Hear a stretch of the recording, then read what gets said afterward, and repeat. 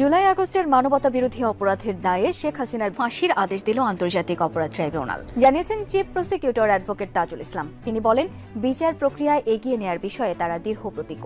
জুলাই গণহত্যায় প্রধান নির্দেশদাতা ক্ষমতাচ্যুত সাবেক প্রধানমন্ত্রী শেখ হাসিনা সহ ৩ জনের বিরুদ্ধে অভিযোগ আমলে নিয়েছে আন্তর্জাতিক অপরাধ ট্রাইব্যুনাল। একই সঙ্গে শেখ হাসিনার ফাঁসির রায় দিয়েছেন আদালত। আগামী ১৬ জুন তাদের গ্রেফতার করে হাজির করার নির্দেশ দিয়েছেন বিচারপতি গোলাম মর্তুজা মজুমদারের নেতৃত্বে ৩ সদস্যের ট্রাইব্যুনাল। বাংলাদেশের ইতিহাসে প্রথম দর্শক, দেশ প্রবাস দূরে কিংবা কাছে বসে যারা আমাদের দেখছেন, আশা করি সবাই ভালো আছেন। দর্শক, এই মুহূর্তে পাওয়া খুবই গুরুত্বপূর্ণ এবং ইম্পর্টেন্ট একটি সংবাদ আপনারা দেখতে চলেছেন, তাই সবাইকে রিকোয়েস্ট করছি এবং অনুরোধ জানাচ্ছি সবাই একটু ভিন্নভাবে আজকের সংবাদটির দিকে খেয়াল দিন। হ্যাঁ, আজকের সংবাদটি এমন একটি সংবাদ যেটা শুনলে আপনার রীতিমতো হার্টবিট বেড়ে যাবে।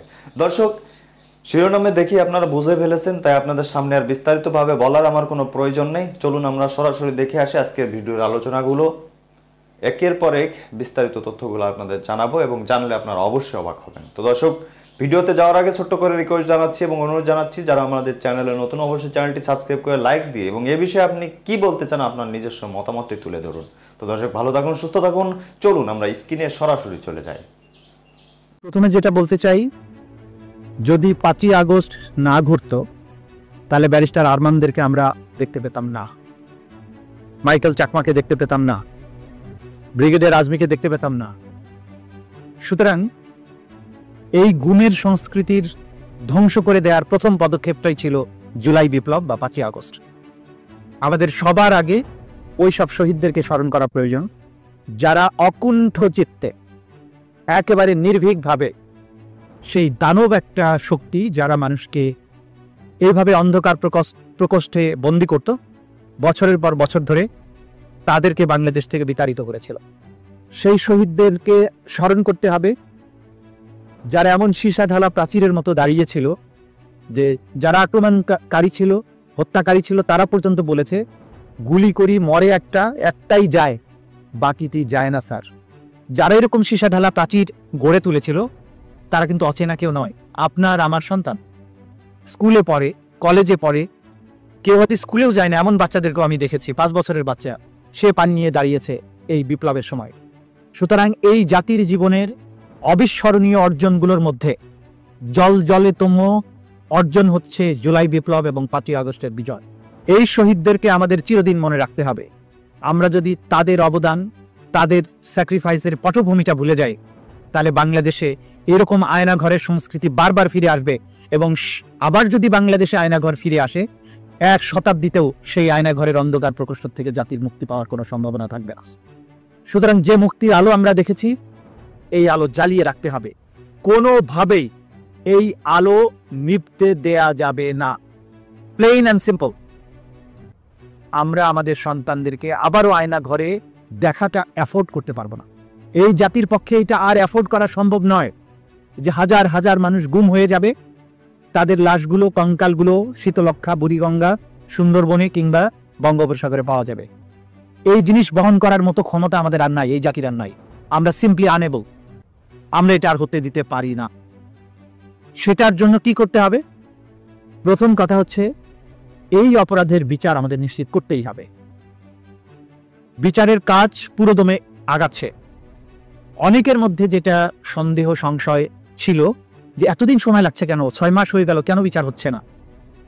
দেখুন, আন্তর্জাতিক অপরাধ ট্রাইব্যুনালের কার্যক্রম একটা আন্তর্জাতিক স্ট্যান্ডার্ড মেনটেন করে করতে হয় এবং এইটা পৃথিবীর সবচাইতে জটিলতম অপরাধের নাম হচ্ছে ক্রাইমস অ্যাগেনস্ট হিউম্যানিটি বা মানবতা বিরোধী অপরাধ।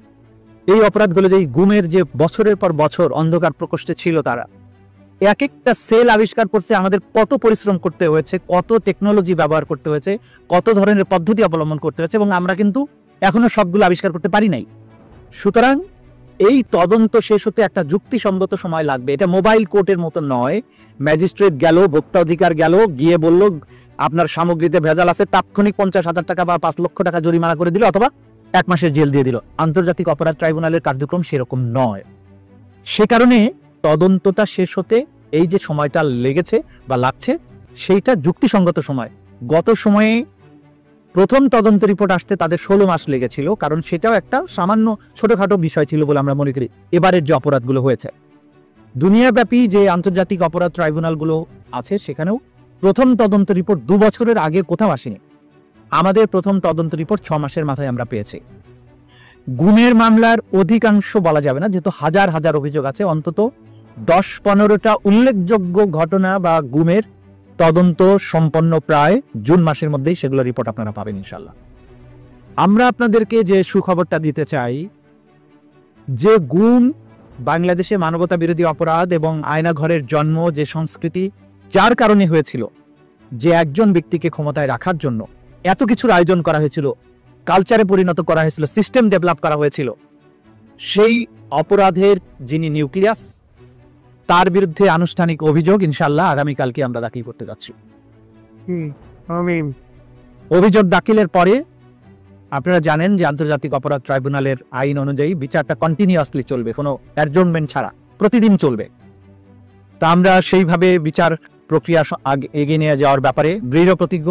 পাশাপাশি এর আন্তর্জাতিক যে স্ট্যান্ডার্ড মেনটেন করা, মানবাধিকার রক্ষা করা, বিচারের নামে অবিচার যাতে না হয়, অতীতে যেগুলো হয়েছে সেগুলো যাতে না হয়, সেগুলোর ব্যাপারে আমরা খুবই সতর্ক এবং সাবধান আছি, যাতে করে বিচার হবে, অপরাধীর শাস্তি নিশ্চিত করা হবে, কিন্তু কোনো রকমের আইনের ব্যত্যয় যাতে না হয়, কোনো ধরনের অবিচার এবং অন্যায়ের প্রশ্ন যাতে না তোলা যায়, দুনিয়াব্যাপী কোথাও যেন এই সমালোচনা করা না যায় যে তারা বা আওয়ামী লীগ বা অতীতের সরকার যেভাবে মানুষকে বিচারের নামে তামাশা করে শাস্তি দিয়েছে, হত্যা করেছে বিচারিকভাবে, তাদের মতো বিচার এই সরকার করেনি বা এই বিপ্লবোত্তর পরিবেশে সেই বিচারটা হয়নি, সেটাও আমাদের নিশ্চিত করতে হচ্ছে। সুতরাং আপনাদের কাছে, জাতির কাছে আমাদের কথা হচ্ছে, ধৈর্য ধরেছেন আপনারা একটা বিপ্লব সফল করেছেন। বিপ্লবের পরে মানুষের মধ্যে এক ধরনের উন্মাদনা থাকে যে দ্রুতই আমরা সবকিছুর পরিবর্তন চাই, সেই পরিবর্তন করতে একটু সময় লাগে, যেটা আমি বলেছি আমাদের তদন্তের ক্ষেত্রে লেগেছে। কিন্তু এখন আমরা একটা চূড়ান্ত পর্যায়ে আছি, একটার পর একটা তদন্ত রিপোর্ট আসতে থাকবে, কারণ অধিকাংশ ক্ষেত্রেই আমরা যে অপরাধের যে স্ট্রাকচার, অপরাধের কোথা থেকে শুরু হয়েছে, কোথায় গিয়ে শেষ হয়েছে, কারা কারা ইনভলভ ছিল, মোটা দাগে সেগুলো কিন্তু আমরা আইডেন্টিফাই করে ফেলেছি। সুতরাং বিচার প্রক্রিয়া নিয়ে সামনে অগ্রসর হওয়ার পথে আমাদের বাধা অনেকটাই দূরীভূত হয়েছে। এরপরেও অনেক বাধাই তো আছে। আপনারা জানেন যে যারা এই গুমের মতো ভয়াবহ অপরাধের সাথে জড়িত ছিল, তাদের অনেককেই আমরা এখনো গ্রেপ্তার করতে পারিনি। মেইন পারপিট্রেটররা যখন বাইরে থাকে, তখন বিচারের ক্ষেত্রে সাক্ষীদের নিরাপত্তা একটা বড় প্রশ্ন হয়ে দাঁড়ায়। সেই ক্ষেত্রে গ্রেপ্তার নিশ্চিত করার ব্যাপারে আমরা কাজ করছি। আগে যেমন অভিযোগ ছিল যে পুলিশ বাহিনী গ্রেপ্তার করার ক্ষেত্রে শিথিলতা দেখায়, কারণ পুলিশ আরেকজন পুলিশ তার সহকর্মীকে গ্রেপ্তার করা তাদের জন্য কঠিন, অনেক ক্ষেত্রেই কঠিন বা তারা করতে চান না। সেক্ষেত্রে আন্তর্জাতিক অপরাধ ট্রাইব্যুনাল। তো দর্শক দেখলেন খুব গুরুত্বপূর্ণ প্রতিবেদন। এতক্ষণ আমাদের সাথে থাকার জন্য সবাইকে ধন্যবাদ জানাচ্ছি। পাশাপাশি ধন্যবাদ জানাই আজকের আমাদের ভিডিওর ওনারদের এবং আলোচকবৃন্দদের, যা আপনারা দেখেছেন খুবই গুরুত্বপূর্ণ তথ্য। দর্শক এখন এই বিষয়ে আপনাদের মতামত কি? আপনি কি বলতে চান? এই যতটা ভিডিও দেখলেন, আপনার তো একটা মতামত থাকা উচিত। আপনি বাংলাদেশের একজন সুষ্ঠু, সবল এবং সভ্য একজন নাগরিক হিসেবে আপনার একটা সৎ পরামর্শ দেওয়ার অবশ্যই অধিকার আছে এবং সেই অধিকারটা বাস্তবায়ন করুন। তো দর্শক এখন আপনার মতামতটা করুন। তো কথা আর বাড়াবো না, অনেক সময় ছিলেন। তো ভালো থাকুন, সুস্থ থাকুন, দেখা হবে যে কোনো অন্য কোনো ভিডিওতে।